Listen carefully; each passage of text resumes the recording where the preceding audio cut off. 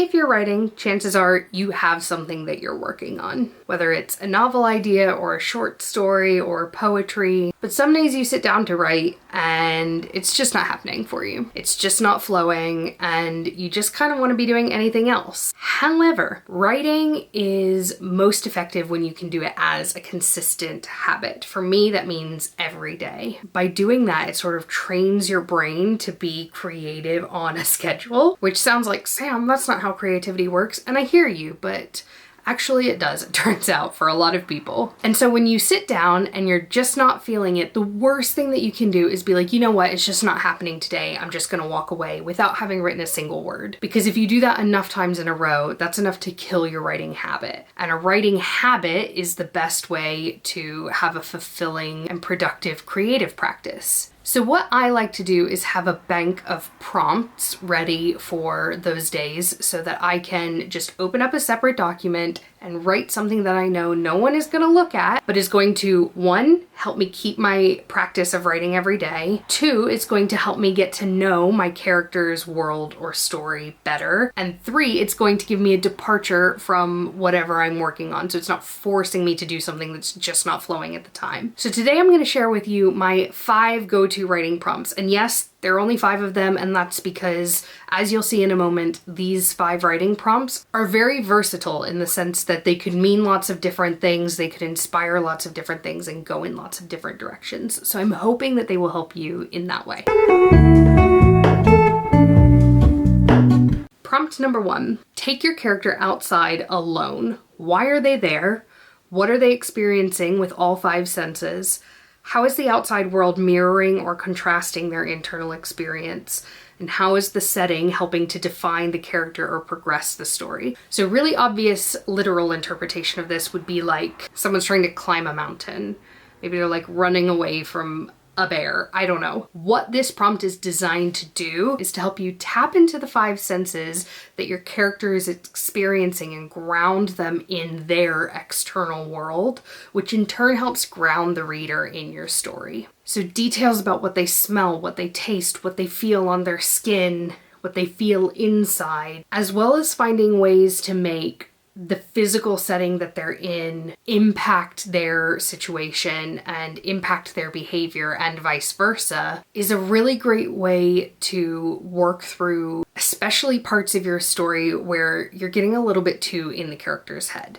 It's really easy when you're writing fiction, especially contemporary fiction, for the problems to get really cerebral. And that's because we spend so much of our days just inside our heads, right? But when it's a story, you kind of need that interaction to ground the reader, just the same way going for a walk can help ground you in real life. So next time you're feeling like you're just sort of making your character think in circles, this is a really good one to help ground them, even if it's in a completely different situation. Prompt number 2, put your character in a situation where they have to do something they would usually frown upon.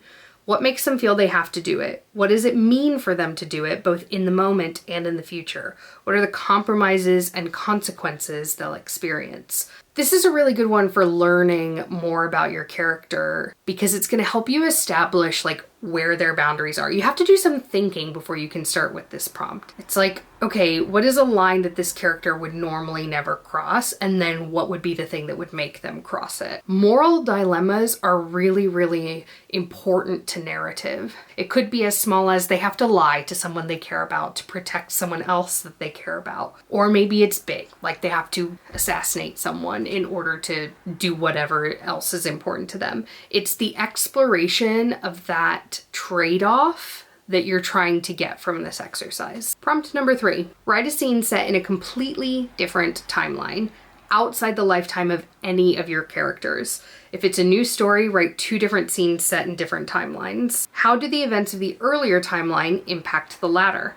How does the later timeline enhance the reader's understanding of the earlier story? So to be clear, we're talking about if you've got something that you're working on already, You're writing a scene set either before any of your characters were born or after any of your characters have died. And this scene needs to interact with what you're writing in the timeline you're working in some way. It could be tiny little butterfly effect kind of situation, or it could be very clear allegorical mirroring between the stories. Whatever works for you, but the idea is to explore cause and effect. So if this action is taken, what are the possible consequences of it? Not just in that moment, but through the years. And this is a really good way to add stakes to your story. It's to create a grander context for the events of your story and to help the scale of it feel more monumental and more important. I think especially in the romance genre, it's really easy for things to feel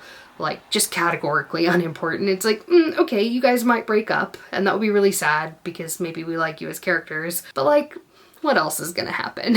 And this helps you as the author understand what those stakes are. And that's going to help you feel more invested. And even if it doesn't end up in your story, it's that iceberg effect, right?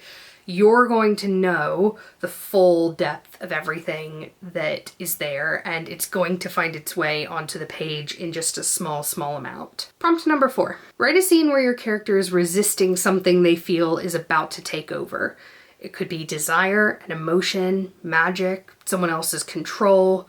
Whatever it is, what are the consequences of them giving into it? What does it feel like in their body to resist and or succumb to it? I tried to make it work sort of regardless of what genre you're in. I think for me, I tend to go more with like either desire or emotion. I'm not really working with magic systems or physical overpowering. However, whatever it is, this is a really good way to get really in touch with the physical side of those emotional dilemma and emotional crescendo moments. By tapping into the bodily sensations, just like the one when we were going outside, how that helps ground the reader, this is helping to ground the reader in this feeling of about to lose control. And that's really important so that they feel those same emotions and those same things as your character experiences them. The reader is right there along with them and it feels important and it feels physically compelling to them. Prompt number 5. Incorporate some kind of competition into your story. It could be as small scale as a game of Uno between friends.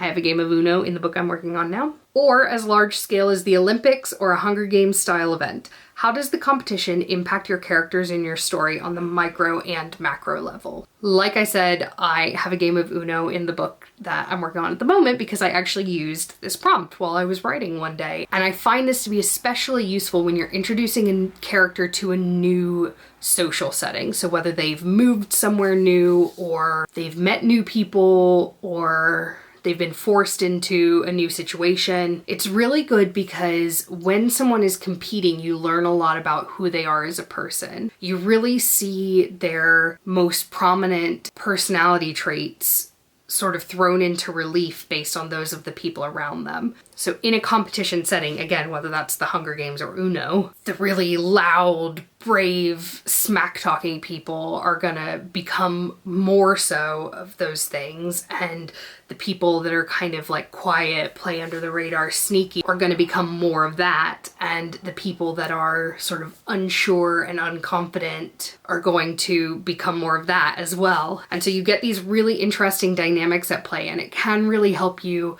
clarify not only those things about your character, but also about the characters around your character and how those relationships might either support one another or rub up against each other as you move through the story. And then obviously, depending on what you're writing, those interpersonal relationships either are the whole story in a genre like romance, or they might impact the whole story or the whole world if you're doing something more speculative. So there's a lot of options for sort of taking that competition element and turning it into something that really impacts the trajectory of your story. So those are the prompts that I use. I hope you find those useful. If you've got any writing prompts or exercises that you enjoy, that you use when you've got a little bit of writer's block or you need something to shake things up, please leave them down in the comments so that I can try them out and also other people who are watching can try them. And don't forget to hit subscribe. I've got lots of videos coming your way. Thanks so much, and I'll see you next time. Bye-bye.